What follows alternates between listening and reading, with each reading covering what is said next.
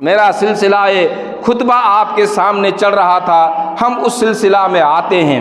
اس سے پہلے سماج سدھار کی جو بات چل رہی ہے، ہم اس بات کی کوشش میں ہیں کہ ہمارا معاشرہ، ہماری سوسائٹی، ہمارا پارا ٹولہ پڑوس قرآن اور حدیث کی روشنی میں زندگی گزارے، اور یہی ہماری کوشش ہے، اور ہر ایک سماج سے بھی کی یہ کوشش ہونی چاہیے۔ محترم حضرات، ہارون الرشید کا آپ نے نام سنا ہوگا۔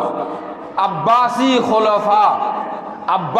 خلفاء یعنی عبداللہ بن عباس رضی اللہ تعالی عنہ کے بیٹوں کے سلسلے سے جو بادشاہ چلے آ رہے تھے، عباسی خلفاؤں کا 5ویں نمبر پر ہارون الرشید ایک بڑا بادشاہ گزرا ہے، بڑا اللہ والا بادشاہ گزرا ہے۔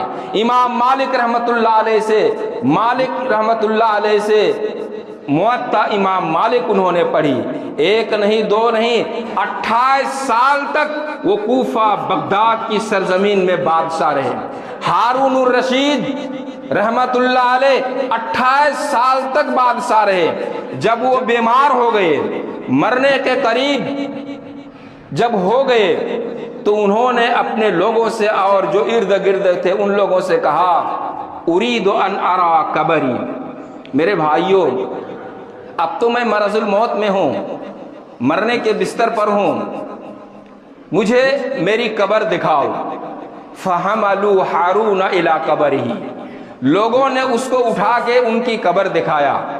ہارون الرشید رحمت اللہ علیہ نے جب اپنی قبر کو جھانک کے دیکھا، بکا، وہ اشک بار ہوئے، چشم آب دیدہ ہوئے، زار و قطار رونے لگے، اور کہا، ما اغنی عنی مالیہ ہلک عنی سلطانیہ۔ 29 پارہ سورہ حاقہ کی آیت ہے۔ ہلک عنی مالیہ، ما اغنی عنی مالیہ ہلک عنی سلطانیہ۔ 28 سال کا اتنا بڑا بادشاہ، بڑی حکومت، یہ حکمراں کہہ رہا ہے، میں ایک بادشاہ، یہ میری قبر، میرا مال، میرا کچھ کام نہ آیا۔ ہلک عنی سلطانیہ، میری بادشاہت ختم ہو گئی۔ اور پھر آسمان کی طرف تاکا اور کہا، یا من لا یزول ملکہ، اے وہ بادشاہ جس کی بادشاہت کبھی ختم نہیں ہوگی، یا من لا یزول ملکہ، اے وہ بادشاہ جس کی بادشاہت کبھی ختم نہیں ہوگی، ارحم علی من یزول ملکہ، اس شخص پر رحم فرما جس کی بادشاہت ختم ہو گئی۔ یعنی ہارون الرشید 28 سال تک زمین پر حکومت کرنے والا بادشاہ، آج اس کی بادشاہت ختم ہو گئی۔ اللہ تیری بادشاہت ختم نہیں ہوگی، مجھے معاف فرما۔ قبر کی طرف دیکھ کر یہ آہ و زاری کر رہے تھے، تضرع گریہ و زاری کر رہے تھے، دعا کر رہے تھے۔ میرے مسلم بھائیوں، کہنے کا مقصد میرا یہ ہے، حالات ہماری کتاب و سنت کے مطابق ہو، زندگی ہماری رب العالمین کی رضا کے مطابق ہو، اللہ تعالیٰ کے خوشنودی کے مطابق ہو، تب ہماری اصل زندگی خوشگوار کی زندگی ہوگی، اصل زندگی کامیاب ہوگی۔ محترم حضرات، قیامت کی بڑی بڑی علامتیں ہیں، قیامت کی چھوٹی چھوٹی علامتیں ہیں۔ قیامت کی بڑی بڑی علامتوں کا مطلب امام مہدی رحمت اللہ علیہ کا زمین میں آنا۔ کیا مطلب؟ ہم تفصیل میں نہیں جائیں گے۔ امام مہدی رحمت اللہ علیہ کون ہے؟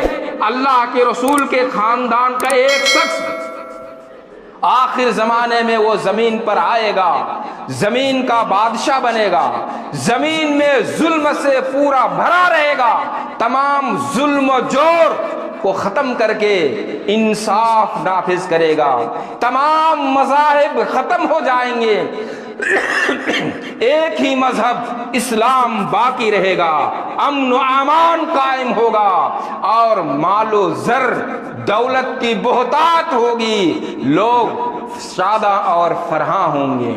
یہ امام مہدی کا آنا قیامت کی بڑی علامت۔ نمبر 2، روئے زمین کے اوپر بڑی علامتوں میں سے دجال کا آنا.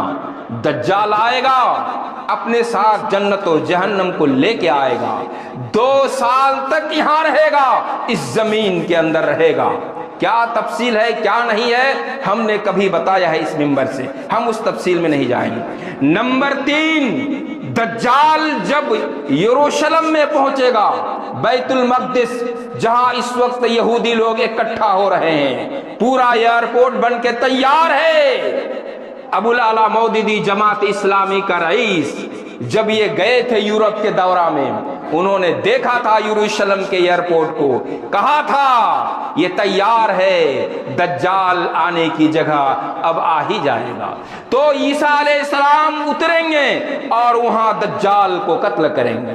نمبر 2، دجال کا زمین پر آنا قیامت کی بڑی علامت ہے. نمبر 3، حضرت عیسیٰ علیہ نبینا علیہ الصلوۃ والتسلیم کا زمین پر آنا اور دجال کا قتل کرنا.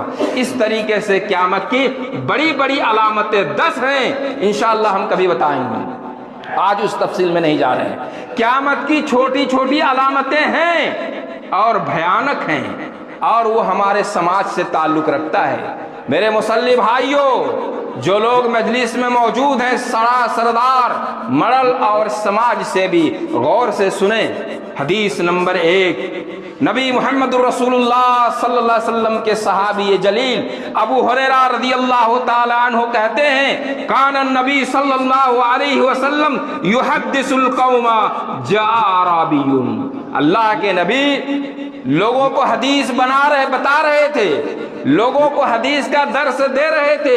اتنے میں ایک اعرابی دیہاتی شخص اس مجلس میں تھا.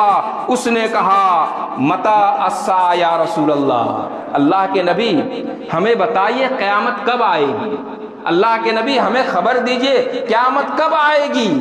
آپ صلی اللہ علیہ وسلم نے کہا، اذا ضیعت الامانہ، قیامت اس وقت آئے گی جب امانتیں برباد ہوں گی. قیامت اس وقت آئے گی جب امانتیں برباد ہوں گی. امانت کیا چیز ہے؟ امانت کا مفہوم بہت بڑا ہے، امانت کا مفہوم بہت بڑا ہے، اور وہ ہر وہ چیز اس کے اندر شامل ہے جو اللہ تعالیٰ نے آپ کو دیا ہے. یہ بڑی امانت ہے. فہم، بصارت و بصیرت، ایک ایک عضو، ایک ایک انگ اللہ کی امانت ہے آپ کے لیے.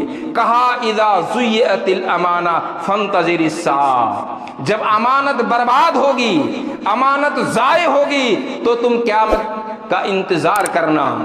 کہا، یہ کیا مطلب؟ بات سمجھ میں نہیں آئی اللہ کے نبی، امانت کا ضائع ہونا، برباد ہونا کیا مطلب؟ کہا، اذا وسد الامر الى غیر اہلہ فانتظر الساعہ. امانت ضائع ہونے کا مطلب ہے سماج کے اندر، پارا پڑوسی ٹولہ کے اندر جب دیکھو کہ ایک نالائق کو لائق بنا دیا گیا، سماج کے اندر جب دیکھو کہ ایک نالائق کو لائق بنا دیا گیا، فانتظر الساعہ، یہی ہے امانت کا ضائع ہونا، یہی ہے امانت کا برباد ہونا، اور یہی ہے قیامت کی علامت. سماج میں جب نااہل کو اہل بنا دیا جائے، سماج میں جب ایک ایسے شخص کو جس کو نہ بولنے کا طریقہ، جس کو نہ سمجھنے کا طریقہ، جس کو نہ قرآن آتا ہے، جس کو نہ حدیث آتی ہے اور نہ اسلام کے مفہوم کو سمجھتا ہے، ایسے لوگوں کو اگر سماج کا مڈل بنا دیا گیا، سمجھ لو کہ امانت ضائع ہے اور یہ قیامت کی علامت ہے، یہ قیامت کی علامت ہے. نمبر 2، ان تلد الامۃ ربتها، ان تلد الامۃ ربتها، لونڈی اپنے مالکہ کو جنے گی. کیا مطلب؟ لونڈی اپنے مالک کو جنے گی. اولاد کی نافرمانی، آج دیکھیے معاشرے کے اندر کتنے بیٹے ہیں جو باپ کا فرما بردار ہے، کتنے بیٹے ہیں جو باپ کا فرما بردار ہے. یہ بیٹوں کا باپ کی نافرمانی کرنا قیامت کی علامتوں میں سے ایک علامت ہے. Number 2, वअंतरल हुफातल उरातल उलात अश्शाए यततावलून fill बुनियान। समाज के अंदर कल तक का बच्चा जो हमारे सामने बोलने की तमीज नहीं थी, जो हमारे सामने खड़ा नहीं हो सकता था, आज समाज में बड़ा मर्तबा वाला हो गया, इसलिए कि उसके पास जायदाद है, उसके पास सरमाया है, उसके पास बिल्डिंग है, उसके मजबूत हवारी हैं। है इस तरह का समाज में। कल तक जो बकरी चला रहा था, लंगा पांव, लंगा बदन, लंगा जिस्म, लंगा सर चल रहा था, आज उनके पास पैसा आ गया, आज उनके पास दौलत आ गई, समाज का बड़ा आदमी बन गया। ये क़यामत की अलामतों में से एक अलामत है। मोहतरम हजरात, समाज के अंदर जो लोग नाजायज तौर पर कब्जा किए हुए हैं, जनाब मुहम्मदुर रसूलुल्लाह सल्लल्लाहु अलैहि वसल्लम की इन हदीसों के सुनने के बाद उनको सुबकुदुस हो जाना चाहिए, इस्तीफा दे देना चाहिए, अगर उसके दिल में अल्लाह का खौफ हो। सुनिए हदीस नंबर 2, जनाब मुहम्मदुर रसूलुल्लाह सल्लल्लाहु अलैहि वसल्लम फरमाते हैं, वैलुल लिल उमरा वैलुल लिल आराफ वैलुल लिल उमना। 3 शब्द है, वैलुल लिल उमरा वैलुल लिल उरफा वैलुल लिल उमना। और इन तीनों का माना समाज के सरदार और मड़ल। कहा अल्लाह के नबी ने, जहन्नम है, वैल जहन्नम है उन लोगों के लिए जो समाज में सरदार हैं, वैल है उन लोगों के लिए जो समाज में सरदार हैं। और ये सरदार क़यामत के दिन नबी मुहम्मद रसूलुल्लाह सल्लम के साथ 1,24,000 पैगंबराने दिन उनकी उम्मतें होंगे मैदान महशर में। ये सरदार और मड़ल लोगों की ख्वाहिश होगी, इनका इरादा होगा, इनका इच्छा होगा, ला यतमन्नयन्ना अक़वामुन यौमल क़यामति अन्ना ज़वाइबुहुम कानत मुअल्लक़तन बिस्सुरैया यतज़ब्ज़बूना बैनस समाई वल अर्ज़ यतज़ब्ज़बूना बैनस समाई वल अर्ज़।